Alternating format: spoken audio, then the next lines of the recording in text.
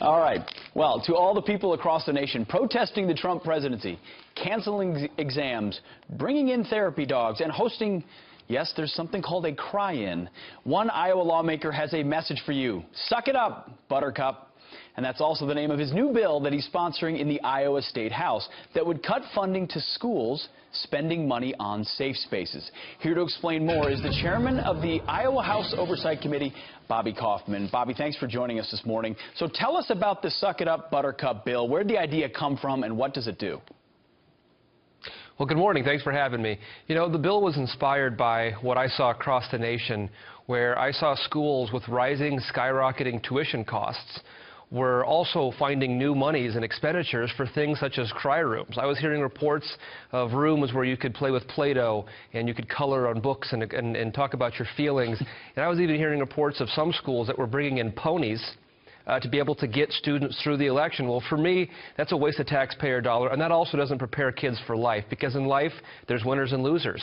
And in life, when your car breaks down, your kids get sick, or you have to take a second job up to pay your mortgage, you don't get to go to a cry zone. You don't get to pet a pony. You have to deal with it, which is why I came up with the bill, and the idea inspired Suck It Up Buttercup. Well, I can't help but I don't mean to laugh. I mean, you laugh because you want to cry, as they are doing in these cry rooms. There's another aspect of this bill, though, that you talked about protesting. We've seen a lot of protesting that descends into rioting. What's the other aspect of it?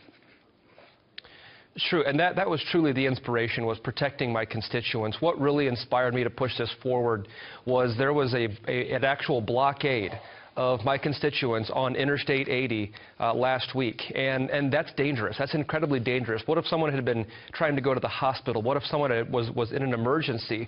And you had these kids, you had people acting like spoiled brats, let's just call it what it is, blocking Interstate 80. And I have no problem with dissent. I have no problem with protesting. I encourage protesting. I encourage dissent. But you don't have a constitutional right to impede on the constitutional rights of others. And when you're blocking the interstate, when you're falsely imprisoning my constituents and putting their lives in danger, I have a big problem with that. So I'm proposing to increase the penalties and giving law enforcement more tools to prevent that from happening in the future. Well, this is something happening in Iowa. Those same kind of protests happen in my home state of Minnesota. And you wonder why more isn't being done from the federal government and others to make sure that lawlessness doesn't rule the day. We heard about another campus today. Rutgers University wants to declare itself a sanctuary campus. We've heard other campuses mentioning this. What would you do in Iowa or elsewhere if universities wanted to declare themselves sanctuary campuses?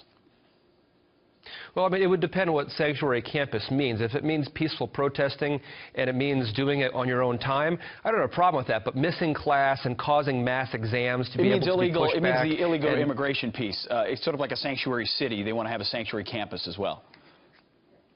Well, of course, that's absurd, and police and ICE and law enforcement and immigration officials would have to step in. I mean, we cannot have lawlessness. This is the ultimate irony, that you had all these predictions of a Donald Trump presidency being anarchy and a Donald Trump presidency, you know, being all this lawlessness, and here you have it. The very folks that claimed that was going to be the case for him are actually being the ones that are the inspiration for the case. So, no, you cannot have sanctuary campuses harboring illegal immigrants. That's just absurd.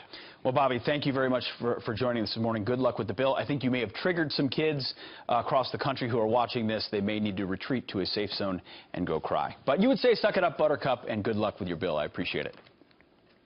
Thanks a lot. All right. Well.